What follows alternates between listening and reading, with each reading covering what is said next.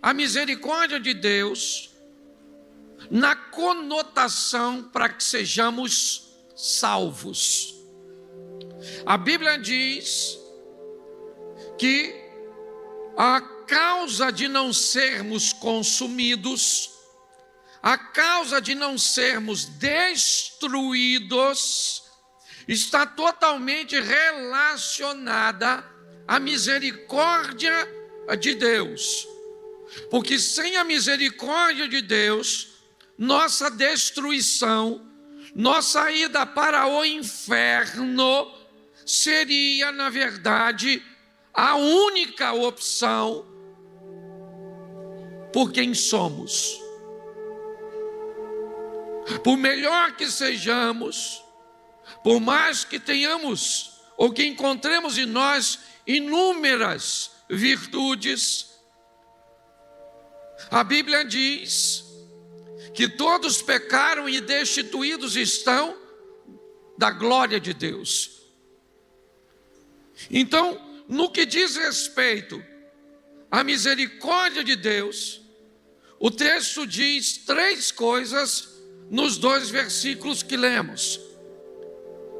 A misericórdia do Senhor é a causa de não sermos consumidos, porque a sua misericórdia não tem fim e ela se renova a cada manhã. Então ela é forte o suficiente para consumir aquilo que nos consumiria. Ela não tem fim, ou seja, você vai morrer e a misericórdia do Senhor vai continuar, certo? Então ela não tem fim, pelo menos para nós. E ela também se renova, ela não se repete, ela se renova. É como se ela tomasse a intensidade de acordo com a necessidade que temos para aquele dia cujo qual nós estamos vivos. Lucas, no capítulo 1, no verso 50, diz também algo que corrobora com isso. A sua misericórdia é de geração em geração. Obviamente, ela foi sobre os nossos avós, ela foi sobre os nossos pais, ela está sendo sobre nós, ela será sobre os nossos filhos, ela será sobre os nossos netos, até tudo isso findar. Por quê? Porque se a misericórdia de Deus se ausentar, nós somos consumidos.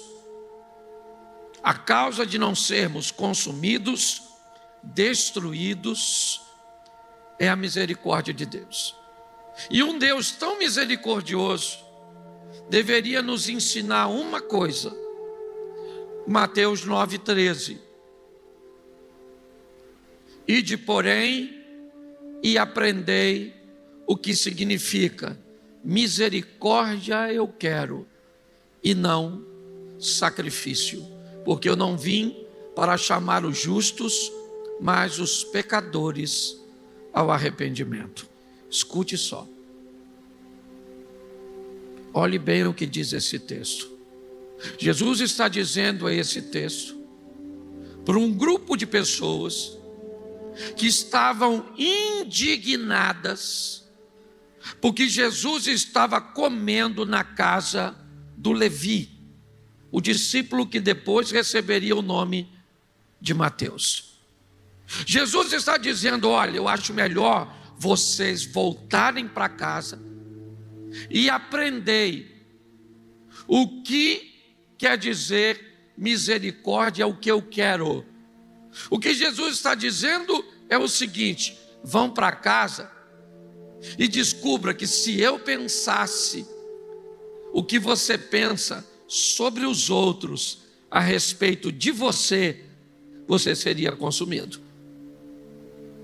Se vocês acham que eu não deveria estar na casa do Levi, eu quero dizer uma coisa a vocês: Deus não deveria estar na sua casa, na sua vida, para te salvar.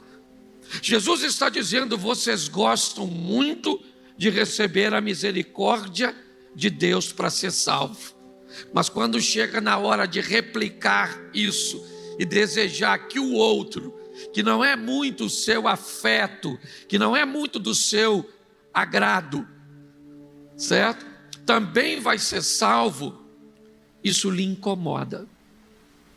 Então nós vimos aqui que no quesito misericórdia, ela se renova a cada manhã, ela não se repete, ela não tem fim, ela é a causa de não sermos consumidos, e ela também é algo que precisa ser aprendido com Deus.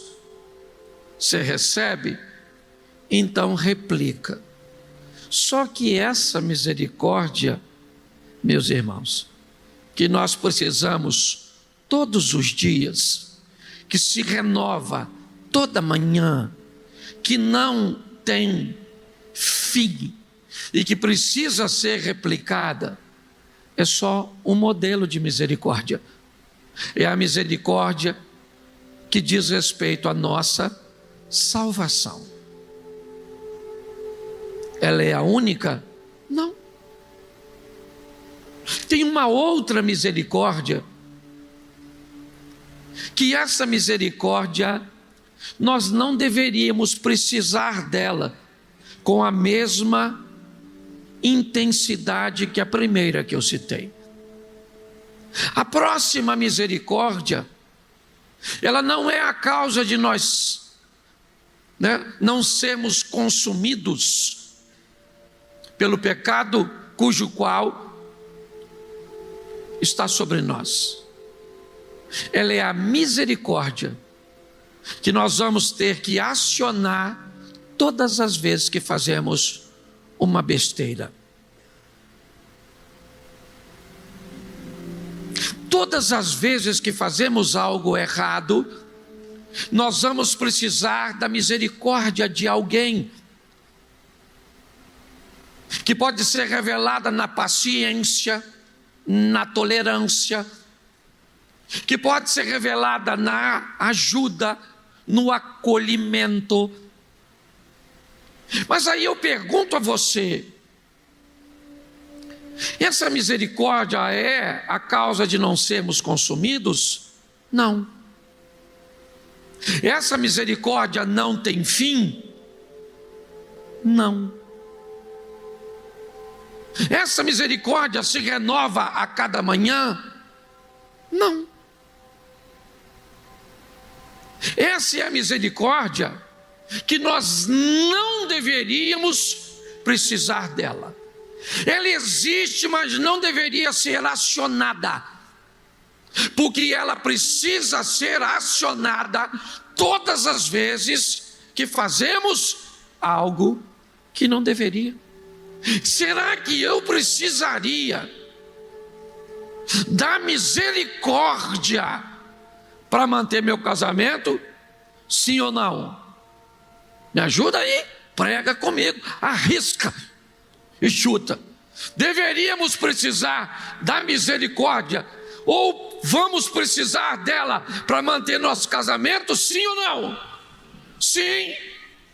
Mas devemos precisar dela todo dia, toda semana, toda hora, todo mês? Não.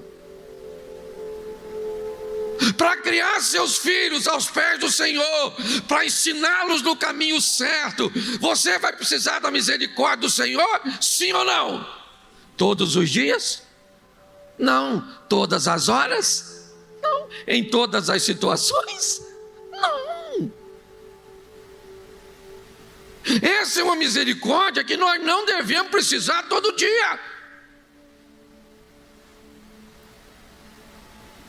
Não deveríamos. Quem precisa dela todo dia vai viver o divórcio ou um casamento desgraçado. Quem precisa dessa misericórdia todo dia para criar seus filhos vai ter filhos desobedientes, rebeldes e distantes. Quem precisa da misericórdia de Deus todos os dias para ganhar dinheiro, está perdido. Você precisa da misericórdia de Deus para ganhar dinheiro, sim ou não? Sim ou não? Claro. Mas todo dia? Toda hora? Em todas as situações? Não.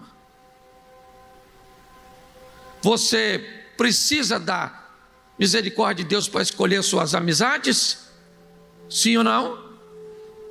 Mas para todas elas? Não. A misericórdia, eu estou cansado de ver gente que para tudo precisa da misericórdia de Deus. Precisa da misericórdia do cônjuge, porque só faz besteira com o cônjuge. Precisa da misericórdia dos pais, da misericórdia dos amigos, da misericórdia do governo, da misericórdia, da misericórdia, da misericórdia, da misericórdia, da misericórdia. Pelo amor de Deus. Você, presta atenção, não quero. Pastor, o que o senhor está dizendo? Que eu traí minha mulher e que agora não tem misericórdia? Tem. Se ela quiser te dar misericórdia. Porque se ela não quiser, não vai ter misericórdia. Ah, pastor, então ela vai para o inferno. Não sei. Entendeu? Porque você acabou de colocar ela no inferno porque ela não te deu misericórdia, você não deu misericórdia para ela. Discute isso lá com o chifrudo. Isso é um assunto muito sério, porque a misericórdia de Deus, né, para pagar os nossos pecados e as nossas transgressões, a Bíblia garante, ela se renova a cada manhã, ela não tem fim, ela é de geração em geração e ela é a causa de não sermos consumidos. Mas para procurar uma igreja para congregar, você precisa da misericórdia de Deus? Não, você precisa observar a liderança, observar o pastor, observar a estrutura, observar tudo, e aí você vai para lá. Para arrumar uma amizade legal, sincera, decente, você precisa da misericórdia de Deus? Não, você precisa de critério, de valor, de princípio, de tudo, para você escolher um amigo, para você educar seu filho. Estou cansado de ver filho que é uma bênção longe dos pais. Tira o menino de perto da mãe e do pai. O menino não faz bagunça, o menino senta, o menino não corre, o menino não grita, o menino não faz malcriação. Botou os pais perto. Parece que o inimigo vem junto com os pais. Você consegue entender isso? A misericórdia de Deus, para não sermos consumidos, é para ser usada quando? Quando? Todos os dias. Porque sem ela nós seremos, mas a misericórdia de Deus, que entra em cena para nos defender, muitas vezes, ou na maioria, de problemas criados por nós mesmos. Você já parou para pensar nisso? A quantidade de misericórdia para resolver essas coisas que você precisa? Se você precisa dessa misericórdia na mesma intensidade da primeira, eu quero te dar um aviso, como pastor: mude. Tome uma outra postura, para que você aprenda a lidar com as decisões dessa vida com mais sabedoria. Preste atenção. Se você é cristão, vive em Cristo Jesus, essa primeira misericórdia para você não ser consumido está garantida, sim ou não? Se você morrer, você vai para a glória com Cristo Jesus. Amém? Agora, essa misericórdia não te garante uma vida satisfatória, prazerosa nessa terra. Quanto menos você usar a misericórdia para viver aqui, melhor será sua vida em todas as instâncias, quer com negócios, quer com seus filhos, quer com seu cônjuge, quer com suas amizades, quer com seus relacionamentos interpessoais. Então, pastor, como é que eu faço para minimizar a minha necessidade de ter esse segundo modelo de misericórdia? O primeiro não tem jeito.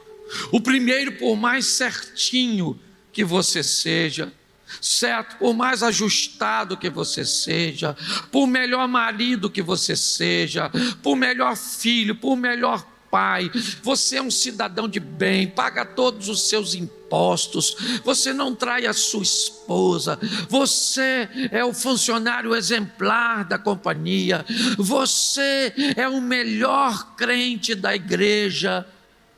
Pois é, nada disso te dá direito a vencer, a consumir aquilo que te consome ou que pode te consumir no quesito pecado. A única coisa que pode fazer isso é a misericórdia do Senhor. A misericórdia do Senhor é a causa de não sermos consumidos. Você vive uma vida certinha com Cristo? Legal. Você vive uma vida bagunçada com Cristo? Tá certo. Qual é a diferença entre você e você? É que a sua vida legal, que você vive com Cristo, coloca você num estilo de vida ajustado e agradável.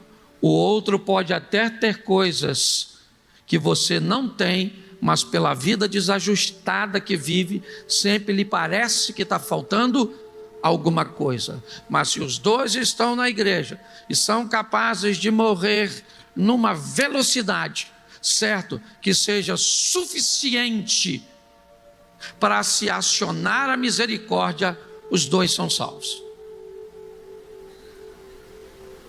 O problema de quem não traz uma vida lutando o tempo inteiro para ser ajustada é morrer de morte súbita.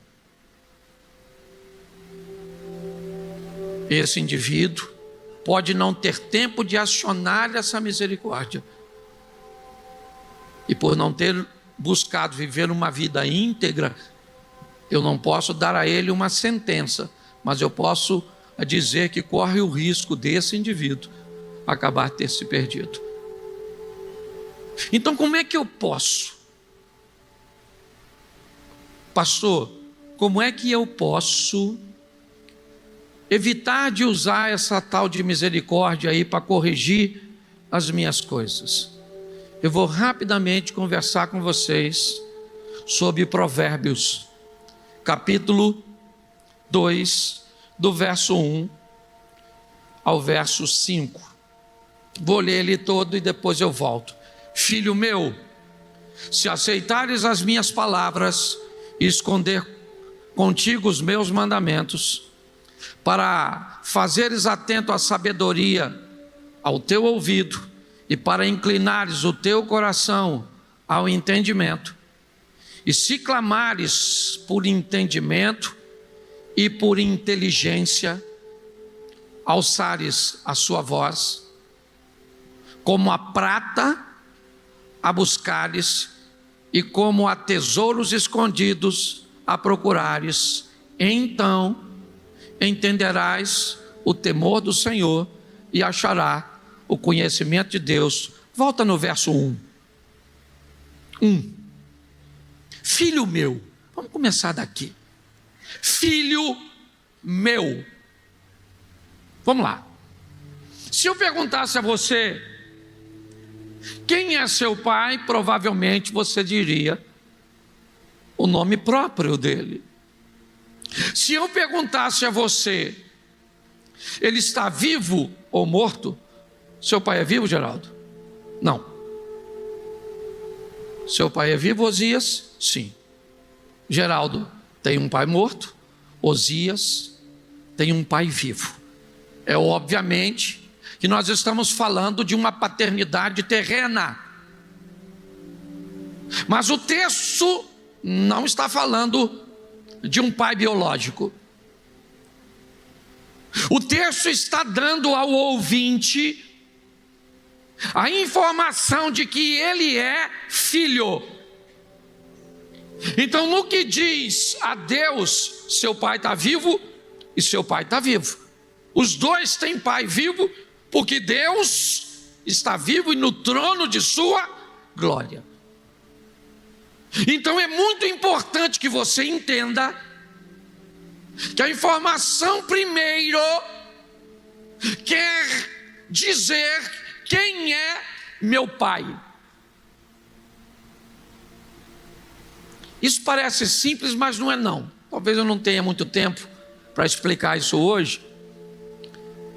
Mas se eu perguntasse a você, ou se você me perguntasse, vamos lá fazer o contrário. Vamos dizer que você falasse assim comigo: e aí, pastor, tudo bem? Tudo bem. Quem é seu pai? E eu falasse para você assim: meu pai é Deus.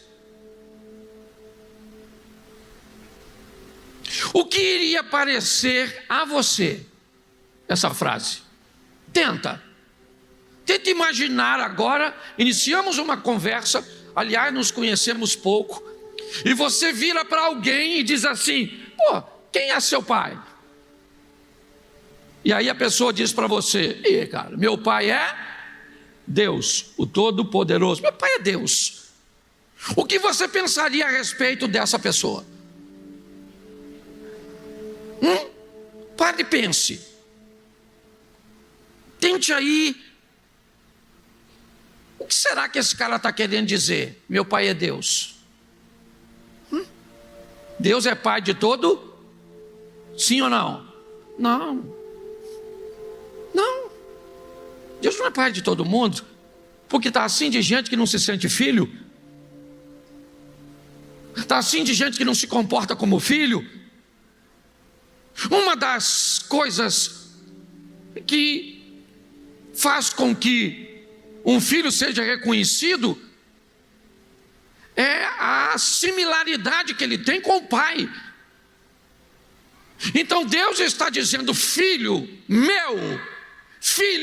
meu, nunca esqueça quem é seu pai. Você está com dinheiro? Seu pai é Deus. Você está sem dinheiro? Teu pai é Deus. Você está doente? Teu pai é Deus. Você está são? Teu pai é Deus. Você está cheio de gente do seu lado? Teu pai é Deus. Você não tem ninguém, acaba o culto, você vai embora sozinho, ele ainda é seu pai. Quando você reconhece quem é seu pai, seja franco, parece que você ficou meio soberbo. Está falando que seu pai é Deus? Por quê? Não, estou falando porque eu me sinto filho dele. E eu me sinto filho dele em qualquer situação. Você acha que isso é simples, né? Vamos lá. João está no Jordão. Jesus vem ao batismo. Quando Jesus é batizado, uma voz fala com quem? Duas pessoas precisam ouvir isso claramente. O indivíduo que está preparando o caminho, esse alguém quem era? João Batista. E o outro que precisava ouvir isso? Quem? Jesus. Jesus não está num corpo humano? Sim ou não? Então ele vai enfrentar dificuldades humanas? Sim ou não? Então Deus, para o Jesus homem, diz o quê? Você é meu filho amado, em quem eu tenho. Precisava falar isso para Jesus? Provavelmente não. Mas precisava deixar isso como um exemplo para mim e para você, para quando você estiver passando uma dificuldade, quando você se sentir sozinha, quando a situação ficar feia, quando tudo parece dar errado, quando ninguém está do teu lado, quando a enfermidade chegou, certo? Quando a calamidade bateu a sua porta, você tem Deus como Pai. Você quer ver como é que isso é complicado? Jesus termina o batismo e vai para onde? Para o deserto, para ser, a tentação se inicia com a frase: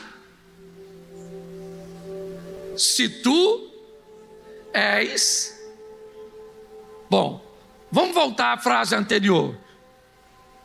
Este é meu filho amado, em quem eu tenho ponto. Afirmando. O diabo faz o quê? Troca a afirmação por uma interrogação, a certeza pela dúvida. Se tu és o, como se eu sou? Porque se o diabo convencer você, como tentou convencer Jesus, de que você não é filho, de que Deus não é seu pai, você vai estar em sérios problemas. Então ele está dizendo: filho meu, se aceitarem as minhas palavras. Estranho, né? Quem está dizendo isso é Deus, sim ou não? Sim ou não? Isso. Nós estamos trazendo essa conotação. Se aceitar as minhas palavras, se aceitar, ou seja, você tem a possibilidade de recusar. Se você aceitar as minhas palavras, tá certo? Nem tudo aquilo que os nossos pais, nem tudo aquilo que as pessoas com muito mais experiência nos diz, que se nós evitarmos, vamos evitar uma série de problemas, vamos evitar uma série de transtornos, nós nem sempre estamos dispostos a aceitar. Deus poderia nos obrigar, mas não é assim que funciona. Ele diz: meu filho, se você aceitar as minhas palavras e esconder contigo os meus mandamentos. Olha só,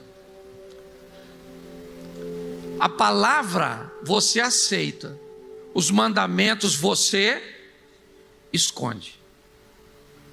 Os mandamentos, as minhas palavras e meus mandamentos. Primeira pessoa.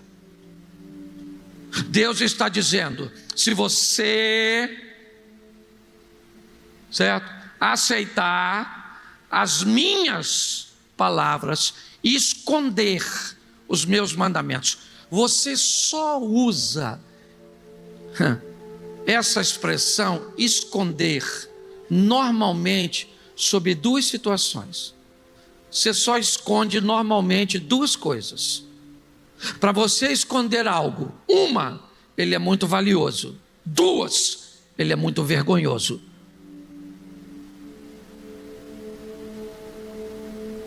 Para você esconder alguma coisa, ou é muito dinheiro, ou é algo de muito valor, ou é algo de muita responsabilidade, que tem valor para você, é uma foto, é um objeto, é alguma coisa que ela é valiosíssima. Então ela não fica no alcance das crianças, ela não fica para qualquer pessoa ver, ela não fica em qualquer lugar, é numa gaveta, é por trás de alguma coisa, é dentro de uma bolsa, dentro de uma sacola, é dentro de um cofre, é num banco, é assim. Ou então ela é escondida por uma senha do celular, por uma caixa, certo? Onde as pessoas não podem acessar. Nós só escondemos coisas se elas são muito valiosas ou muito vergonhosas. Deus está dizendo: esconde os meus mandamentos. Porque se você esconder meus mandamentos, eles viram seus. Eles têm para você valor. E se meus mandamentos tiver para você, e aí é mandamento mesmo, pega lá os 10 e manda bala neles. Entendeu? Amai a Deus sobre todas as coisas, amai o próximo como a ti mesmo, honra o teu pai e a tua mãe, não cobice nada do próximo, não mate, não roube. É isso aí mesmo. E isso eu faço o quê? Aceito? Não. Isso eu escondo. Por quê? Porque me traz vergonha? Muito pelo contrário. Eu escondo porque é valioso. E por que eu tenho que esconder? Porque tudo aquilo que eu escondo, eu não quero que ninguém roube. Então eu não quero nenhuma conversinha de um professor de filosofia numa universidade. Eu não quero nenhum desenhozinho, nenhuma novelinha. Eu não quero nenhum teólogozinho, certo? Que sabe muito menos do que pensa saber, sendo capaz de roubar o mandamento do Senhor do meu coração, da minha vida. Se aceitar e se esconder contigo os meus mandamentos, vamos lá, porque é muito conteúdo, eu estou só no 1. Para fazeres atento a sabedoria ao teu ouvido e para inclinares o teu coração ao entendimento. Olhe bem, vamos lá. Então, para que eu vou reconhecer que eu sou filho? Então eu sei quem é que está falando comigo, meu pai. Você quer olhar para Jesus e dizer: qual pai que o filho pedindo um peixe lhe dará uma serpente? Um pão lhe dará uma? Então Jesus, Deus está dizendo, o pai está dizendo aos filhos: olha só, se você aceitar minhas palavras, o que não é fácil de aceitar, não é fácil aceitar não, porque muitas coisas que o pai fala, nós não estamos a fim de obedecer, nós não estamos a fim de aceitar. Parece que são limites, certo? Que não vão trazer nenhum prejuízo para nós. Foi assim desde o início. Se esconder o mandamento no coração, para fazer atento. Para que eu faço isso? Para me fazer atento. Atento. Simples como a serpente, ou simples como as pombas. Não, vamos lá. Me ajude aí, que até eu me perdi. Prudente como a serpente e simples ou sem maldade como as. Você nunca na vida vai pegar uma cobra distraída. Nunca você vai pegar. Atenção, atento. A gente mora no Rio de Janeiro, a gente sabe mais ou menos o que é isso. Sempre alerta. É ou não é verdade? Sempre alerta, o tempo inteiro. Ele diz, para que você se faça atento, o teu ouvido para quem? A sabedoria, Inclinado o teu ouvido e o teu coração ao entender. Vai para o 3, para a gente adiantar. E agora, você ora por quê? Olha só. Qual é a pauta da sua oração?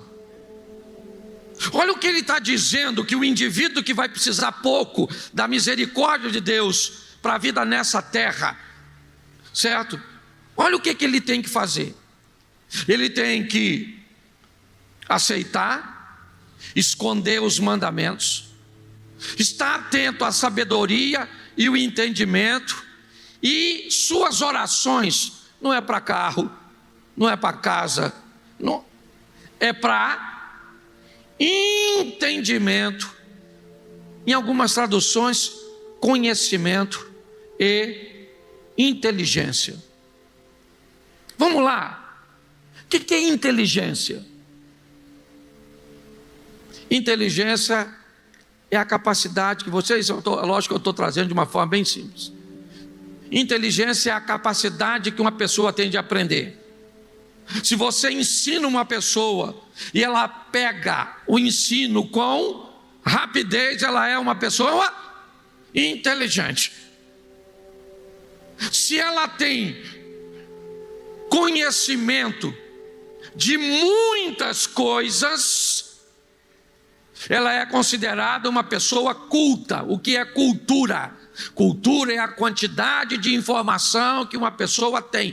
Note que a Bíblia está dizendo, olhe só, eu vou precisar de reconhecer que sou filho, de aceitar as palavras, de esconder os mandamentos e de estar atento à sabedoria. E sabe o que é interessante? Tem um ditado que diz que a sabedoria está onde? Nas praças.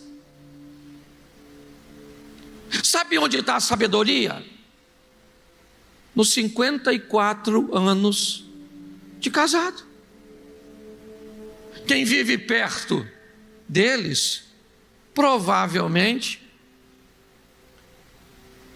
deveria se sentir muito habilitado a se casar para ter um casamento longo.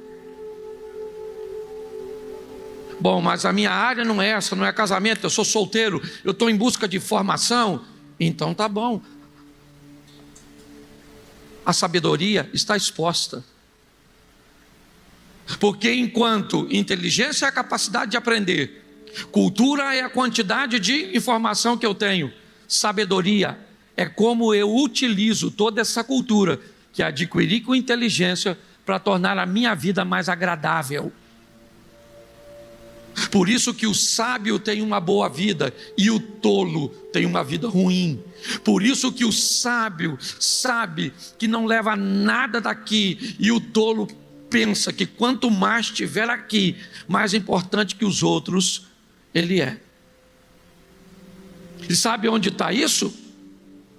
Na oração. Se você clamar para ter entendimento, por inteligência, você clamar a sua voz. Eu não quero clamar a voz por inteligência, eu não quero clamar a voz por conhecimento, eu não quero parar para ouvir os mais velhos, eu não quero parar para olhar e ver, certo, o que os outros, não, eu não quero ler um livro de um cara experiente. O cara levou 50 anos para escrever um livro, e você pode pegar a experiência que o cara levou 50 anos e pegar tudo em uma semana, e as pessoas não leem nada. Pare e pense. E o clamor, não estou dizendo que nós não temos que acionar o Senhor, não, para a misericórdia dele vir corrigir, porque de vez em quando a gente faz besteira.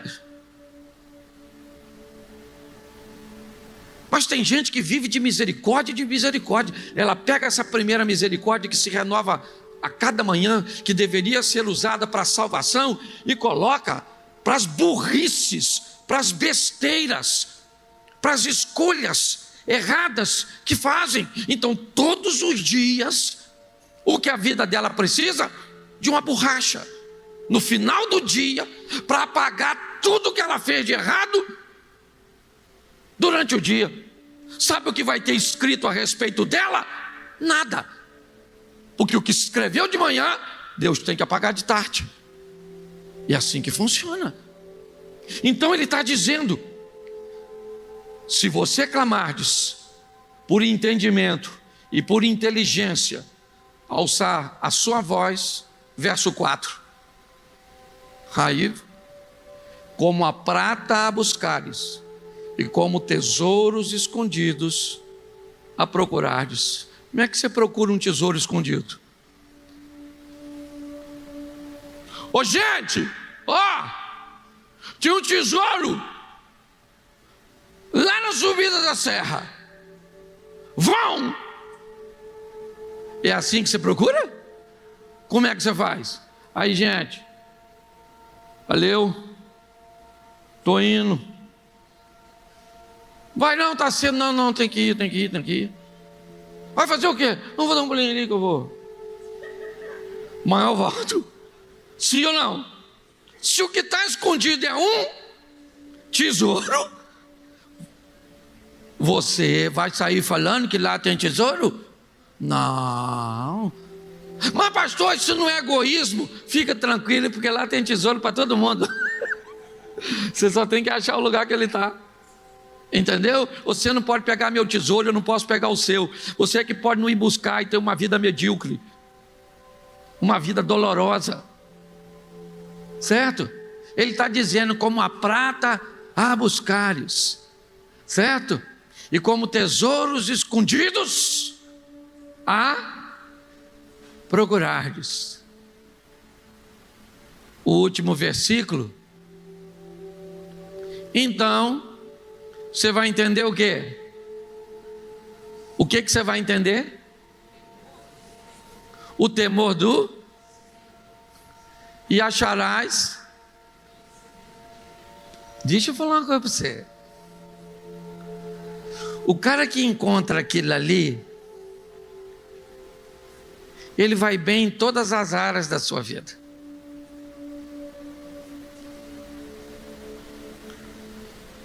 O que ele está dizendo é só voltar. Volta o texto para mim, por favor, que eu estou terminando. Ainda tem 20 minutos. Volta no verso 1 para me fazer um. Diga assim: eu sou filho. Nem sempre gosto das palavras de Deus. Fala. Verdade, ou não é? Às vezes você está olhando no WhatsApp assim, ó.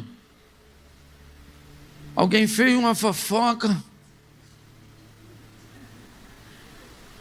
dá uma vontade de dar um, só assim uma incrementada. E aí Deus fala: você não é fofoqueiro. Você fala: sou sim, sou que eu não sabe. Sou, certo? Bom, eu sou filho. Nem sempre aceito. E não precisa aceitar também, não. Pelo menos aceitar na conotação. Vamos lá para Jesus. Jesus disse que um pai tinha 2 filhos. Aí chamou o primeiro filho e falou: meu filho, olha, lá nós estamos colhendo as coisas lá na nossa terra. Faz o seguinte, dá um pulinho lá e ajuda o pessoal que está colhendo, tá bom? O que o filho falou? Vou, estou dentro, já estou indo. Ele foi. O pai chamou o outro e falou: meu filho, os trabalhadores estão trabalhando lá, faz o seguinte, dá um pulinho lá e ajuda os outros. O que ele falou? Não vou. Mas ele... Qual dos 2 aceitou? Então, você não é obrigado a dizer que aceita. Você só tem que aceitar. Não quero obedecer.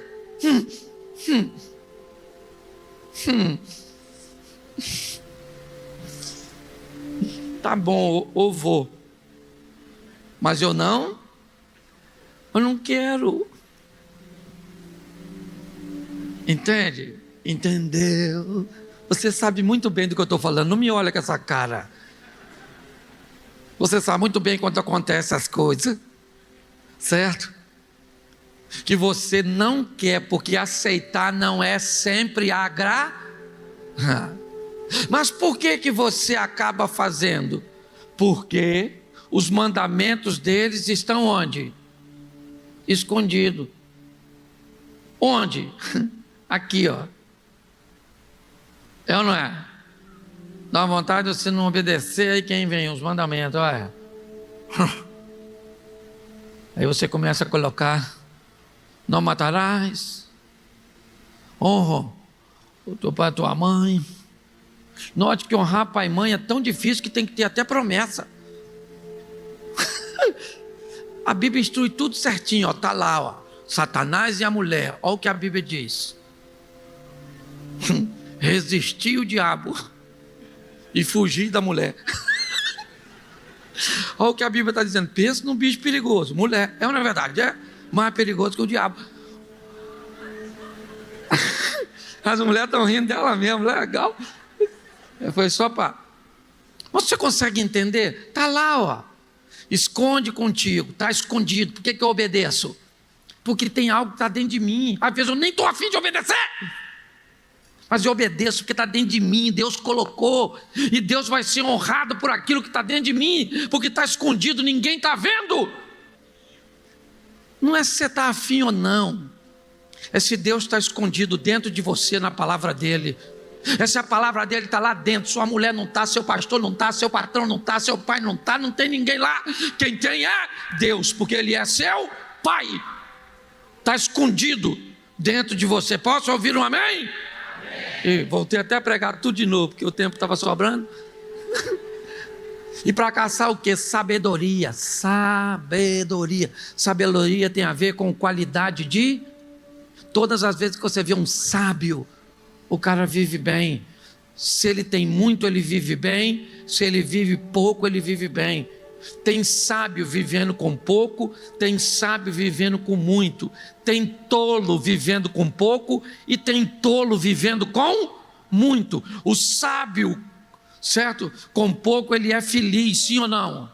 E o sábio com muito ele vive feliz, sim ou não? O tolo com pouco vive ruim, sim ou não? E o tolo com muito também vive ruim. Coração sábio, atento, certo? Para aprender sobre, último versículo, agora é para terminar mesmo. Então entenderás o temor, e o temor do Senhor é o princípio da sabedoria, está lá na Bíblia. E você vai achar o conhecimento de quê? De como ganhar dinheiro, Silvio Santos. Em como fazer 10 milhões num curso do coach. Em como ter o conhecimento de...